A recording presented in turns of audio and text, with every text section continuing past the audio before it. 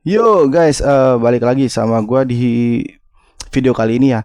Gua akan bahas sedikit pertandingan timnas kita yang baru selesai tadi ya. Ini gua langsung bikin videonya karena gua sangat senang, bukan karena hasil skornya, tapi cara bermain dan keputusan pelatih yang menurut gua dia punya pemilihan yang tidak terduga ya. Mulai starting line up dulu kita awal ya, di situ siapa yang menduga dia akan bermainkan Donitri dan Beckham. Oke, emang bener Donitri menurut gua ya awalnya sih pasti dipakai karena apa? Di situ Nathan juga mungkin dipersiapkan untuk Bulgaria, Justin juga baru datang, Calvin Verdong ditarik ke tengah.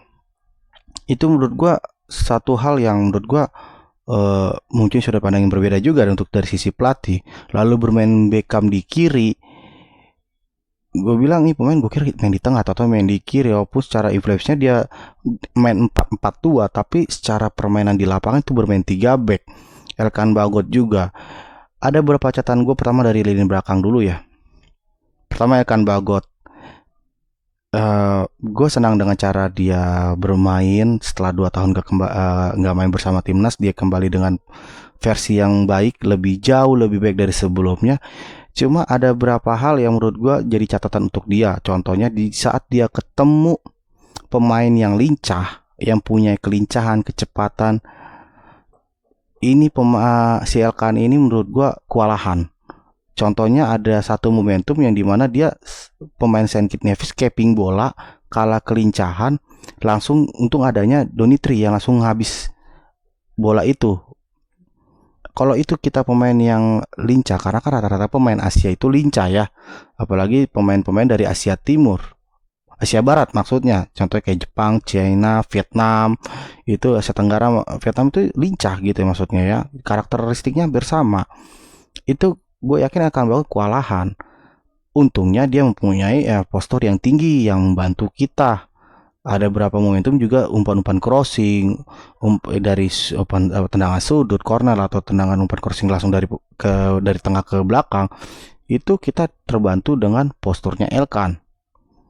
Lalu Martin Paes juga ada satu momentum yang tendangannya dari Saint Kitts Nevis, satu peluang on goal untuk lewat dari kakinya dia itu, untung kena tiang ya. Cuma itu koordinasi ya, seharusnya itu harus bisa nanti jadi catatan juga untuk kita, bahwa kita nggak boleh meremehkan siapapun lawannya. Bukan meremehkan, tapi tetap lebih fokus lagi, karena kita ketemu tim yang levelnya lebih tinggi lagi. Satu kesalahan aja bisa menjadi gol, jadi hukuman buat kita. Dan juga di situ Donitri ini layak pemain ini diberi kesempatan lebih banyak lagi di timnas. Di klub emang udah terjamin, maksudnya udah kelihatan ya, dia terus diberi kesempatan oleh Persija. Dia tidak kaku sama sekali, tidak kagok, cara bermain juga lepas, bagus, nafasnya juga kuat naik turun. Ini salah satu nanti pemain muda yang menurut gue punya prospek masa depan yang sangat bagus. Ini layak untuk terus dipantau, terus dikasih kesempatan.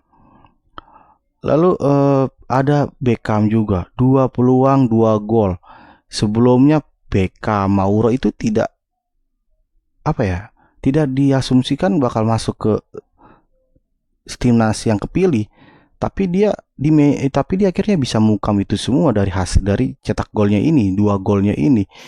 Dia sebelumnya kan diperbincangkan di media di mana-mana, kenapa harus Beckham, kenapa harus Mauro, bukan di media, maksudnya lebih tepatnya ke, ya masuk media sosial ya, lebih perbincangan untuk warganet gitu ya, netizen gitu ya. Pemain ini akhirnya bisa membuktikan bahwa dia layak di posisi itu. Semoga ini bisa menambah kepercayaan dia jauh lebih lagi, tapi jangan over confidence, tetap rendah diri, tidak sombong, tetap berikan yang terbaik untuk timnas juga. Ya semoga jauh lebih baik lagi, berkembang lagi. Lalu untuk Ole Romani juga, ini pemain sebelumnya kan gue bilang dia ini bukan real striker, dia lebih striker sayap. Dan pada akhirnya dia berani turun, jemput bola, berapa kali terupasnya itu mematikan sekali. Dua asisnya itu ke Beckham itu bagus, satu golnya dia. Gue sebenarnya match of the matchnya itu oleh Roman ya. Karena dia tuh itu gue bilang napasnya tuh kuat banget. Oh itu kalau kalian teman-teman lihat ya, mukanya merah banget, kepanasan, kerasa banget. Dan tapi dia tetap profesional dan bangga itu. Dia dedikasinya sangat tinggi ya. Lincah juga. Ini beruntung kita punya dia ya, sangat beruntung. Berapa kali itu kita kalau teman-teman ya, itu seharusnya juga bisa dimaksimalkan oleh Ramadan Sananta. Sayang Ramadan Sananta sendiri menurut gua ya itu harus ditambah lagi untuk body balance-nya, masa ototnya. Karena beberapa kali dia tuh kalah body, jatuh terus, timingnya itu offsetnya berapa kali. Ya menurut gua harus lebih banyak belajar lagi, apalagi untuk masa ototnya harus lebih berkembang lagi. Karena menurut gua kalau seperti ini mungkin next aja mungkin Ezra yang posisi itu yang seharusnya ya, tapi entah nextnya kita nggak tahu. Semoga dia bisa jauh lebih baik lagi. Di babak kedua itu kita ada Pelupesi masuk, Jenner masuk ya, Justin Hubner masuk, Mauro masuk, Sandy Walsh masuk, Jakob Sayuri masuk. Mauro juga sebelumnya diperbincangkan di media, di medsos. Kenapa Mauro yang harus dipilih? Kenapa nggak Ezra? Kenapa nggak Hoki? Ya catatan gue emang ada dua passing di awal itu dia menurut gue miss. Kelihatan sekali ini pemain emang udah jarang banget diberi kesempatan di klub ya. Tahu sendiri sebelumnya di Volendam, di Persija, ini pemain jarang dapat kesempatan ya. Menurut gue emang lu harus cari menit bermain untuk mengasah itu ya. Untungnya lu dapat satu peluang, satu gol ya. At least lu dapat satu gol itu untuk menambah kepercayaan diri lu. Ya setidaknya lu harus lebih tambah kecepatan lu karena lu berapa kali dikasih umpan vertikal dari berapa pemain timnas juga lu kalah lari. Karena gue lihat nih strateginya pelatih kita sendiri mainnya terobosan. Dan dia tidak mengenal siapa yang harus dikasih terobosan, siapa yang jadi lebih tepatnya positioning, ngambil keputusan cepat. Gue ngelihatnya cara bermain seperti itu, makanya pendekatan cara bermain itu sangat rapat, enggak direct, enggak horizontal, dia dekat one two pass bermain sangat bagus, cair banget. Makanya kalau teman-teman teman-teman lihat nih enak banget cara mainnya. Ya mungkin saja terlepas dari lawan kita Saint Kitts Nevis secara peringkat emang di bawah kita. At least tapi kita sedikit lihat gambaran bahwa pelatih kita sendiri cara bermainnya seperti itu.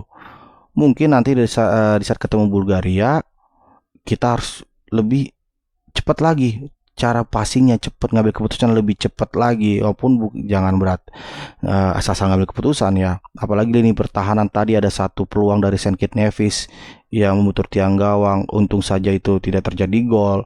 Itu harus jadi catatan juga ya. Dan juga Jakob berapa kali dia dapat umpan terupas ya, itu harusnya bisa lebih nusuk lagi ya. Untung aja maksud gua itu nggak membuat apa ya namanya tidak menurunkan kepercayaan dia ya. Dia bisa harus lebih baik lagi dari positioning, kecepatan juga bagus, teknik dia umpan harus lebih berkembang. Ya overall sebenarnya gue senang banget sebenarnya, senang banget cara bermainnya pelatih kita. Next semoga ketemu Bulgaria nanti kita bisa bermain jauh lebih baik lagi. Gue juga nggak sabar lihat cara bermain Bulgaria. Gue tadi menang 10-2 ya lawan Solomon Island.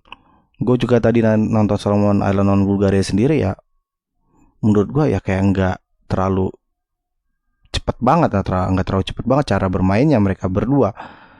Ya mungkin prediksi gue sendiri ya mungkin ya nanti di ketemu Bulgaria sendiri mempunyai strategi atau line up yang berbeda. Walaupun tadi bermain di lapangan itu secara garis besar 4-4-2, tapi cara main di lapangan sendiri itu seperti main 3 back, bermain 3 back Ya menurut gua kaget juga kok dia bermain 4-4-2. Ini jarang sekali di timnas yang di sebelum-sebelumnya itu oleh kepelatihan yang sebelumnya ya.